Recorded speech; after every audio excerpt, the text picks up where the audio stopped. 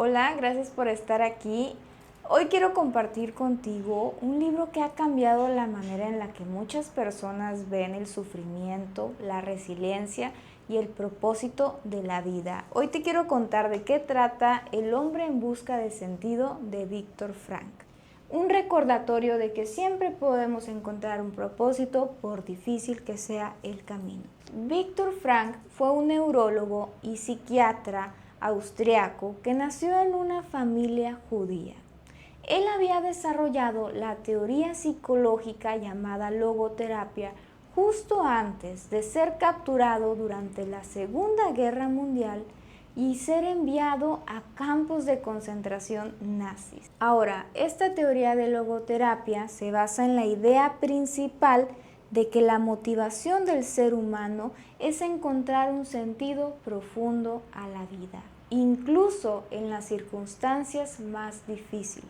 En El hombre en busca de sentido, Viktor Frankl nos cuenta su experiencia como prisionero, pero también nos muestra cómo aplicó su propia teoría para resistir al sufrimiento extremo. A través de su relato nos enseña que a pesar de que no podemos controlar la circunstancia a las que nos enfrentamos, sí podemos elegir la actitud y encontrar un propósito que dé sentido a nuestra existencia. La primera parte del libro nos habla sobre lo que Viktor Frankl describe como el informe del prisionero, ya que él mismo declara que este libro no se trata de un testimonio más, sino de un relato psicológico que él, como psiquiatra, hace sobre la vida interna de los prisioneros en los campos de concentración y su propia experiencia. Él nos presenta un análisis de psicología existencial de lo que sucede en la mente y el alma de una persona sometida a condiciones extremas de sufrimiento. Este informe está dividido en 3 fases en las que él observó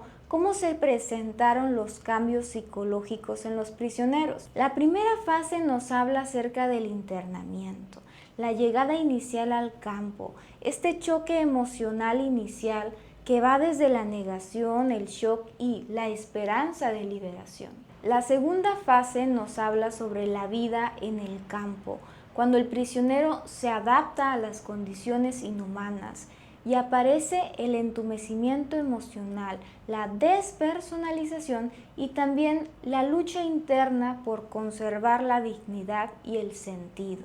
Y la fase 3, que es posterior a la liberación, el momento en el que el prisionero es liberado y se enfrenta a un mundo que ha cambiado, a una profunda sensación de vacío y a la necesidad de reconstruir una vida. Cuando Viktor Frankl habla sobre la fase del internamiento, se refiere a ese impacto inicial que sufren los prisioneros al ser deportados y llegar por primera vez a un campo de concentración. Desde ese momento en que bajan del tren, empieza un proceso completo de deshumanización, donde eran separados de sus familias, obligados a raparse, a desnudarse y a entregar todas sus pertenencias.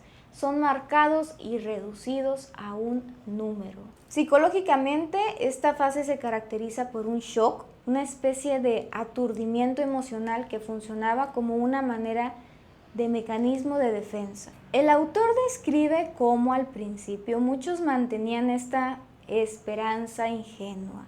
Pensaban que eso no duraría, que serían liberados prontos o que sus familiares estaban bien. Y esta negación inicial era una manera de proteger la mente ante una realidad que era demasiado dura para ser aceptada de golpe, porque justamente esa esperanza muy pronto se desmoronaba. A medida que pasaban los días, los prisioneros enfrentaban una realidad que superaba cualquier límite imaginable. Hambre extrema, frío, golpes, trabajo forzado, humillación y amenazas constantes de muerte. Viktor Frankl, como psiquiatra, observaba en sí mismo y en los demás cómo esta resistencia mental empezaba a agotarse. El cuerpo estaba presente, pero la mente empezaba a distanciarse, como si fuera necesario desconectarse de la realidad para no quebrarse por completo. Ahora, en la fase 2, los prisioneros comenzaban a adaptarse psicológicamente a la brutalidad que involucraba la vida en el campo. Una vez pasado el shock inicial, los prisioneros se enfrentaban a un sufrimiento tan constante y extremo que la mente comenzaba a protegerse a sí misma a través de un mecanismo llamado entumecimiento emocional, el cual es un mecanismo de defensa del ser humano desarrolla ante un sufrimiento extremo o insoportable.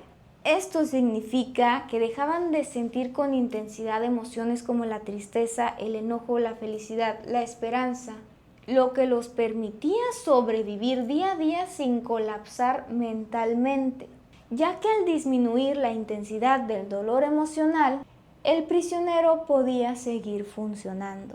Sin embargo, este entumecimiento también provocaba una pérdida de sensibilidad hacia sí mismos y hacia los demás, haciendo que poco a poco se volvieran personas insensibles o indiferentes a lo que sucedía a su alrededor. A medida que avanzaban los días, aparecía también la despersonalización. Los prisioneros empezaban a sentirse como si no fueran ellos mismos, como si estuvieran observando su vida desde fuera. Y esta sensación se intensificaba con la constante humillación, el trato inhumano y la pérdida total de autonomía, ya que al vivir en condiciones extremas de hambre, frío y violencia, muchos sentían que su identidad se desvanecía por completo. Viktor Frankl escribió: "No es el dolor físico lo que más duele, sino la humillación constante, la pérdida de dignidad humana y la indignación provocada por la injusticia y el sinsentido de todo lo que se vivía, ya que el sufrimiento al carecer de propósito se vuelve más insoportable". Respecto al paso del tiempo, él nos menciona que este se volvía cada vez más irreal. Los días parecían eternos por la monotonía y el agotamiento, mientras que las semanas y los meses pasaban sin dejar rastro. Incluso en estas condiciones extremas, Viktor Frankl observaba que muchos prisioneros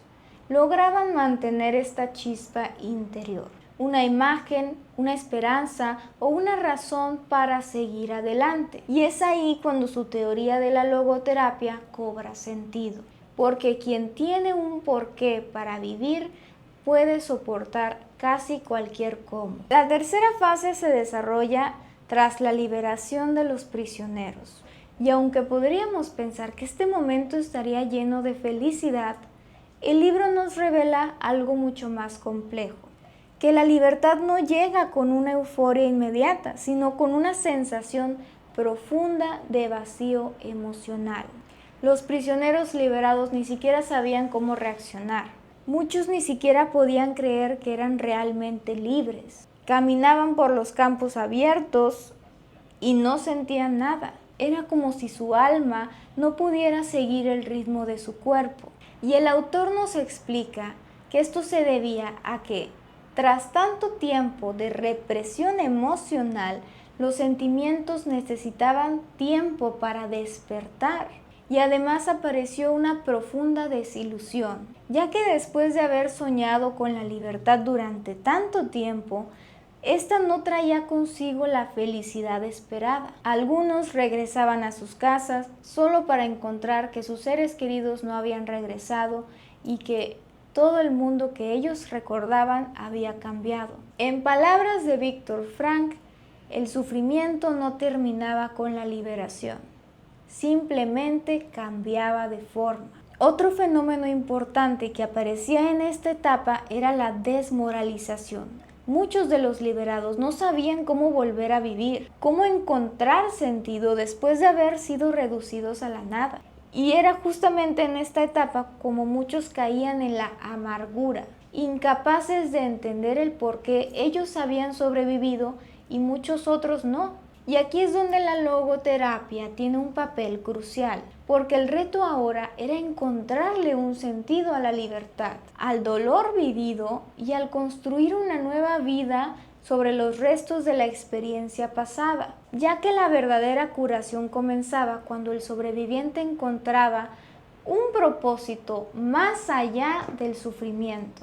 Ahora, El hombre en busca de sentido no es solamente un testimonio más de una persona que sobrevivió al Holocausto, sino que es una poderosa reflexión psicológica y filosófica sobre la condición humana, un análisis profundo sobre el alma humana en condiciones extremas. Viktor Frankl pasó 3 años en los campos de concentración nazis y aún así desde el dolor afirmó una realidad muy poderosa, y es que el ser humano siempre tiene la opción de elegir su actitud ante el sufrimiento. Su teoría de la logoterapia nos invita a buscar un propósito que dé sentido a nuestra vida, incluso en medio del caos. Porque, como él dijo, quien tiene un porqué para vivir puede soportar casi cualquier cómo. Los principios básicos de la logoterapia son los siguientes. Número 1, la vida tiene un propósito en todas las circunstancias, incluso en las más difíciles. Número 2, nuestra principal motivación pues es justamente encontrar ese sentido. Y número 3, siempre tenemos la libertad de elegir nuestra actitud ante lo que nos pasa. Viktor Frankl decía que el ser humano no está completamente condicionado ni determinado, sino que es libre para tomar una postura frente a sus condiciones. Este libro nos recuerda que no siempre podemos cambiar nuestras circunstancias, pero sí podemos cambiar la manera en la que las enfrentamos. Que el sufrimiento no tiene por qué destruirnos si encontramos en él un significado. Y es quizás esa la lección más poderosa que nos deja el libro, que la dignidad humana se conserva cuando somos capaces de mirar hacia adentro, incluso en medio del sufrimiento, y encontrar algo que nos impulse a seguir adelante. Gracias por llegar hasta aquí, espero que te haya gustado este video. Cuéntame en los comentarios qué te pareció este libro, o si ya lo habías leído, o si te gustaría leerlo. No olvides darle like y suscribirte.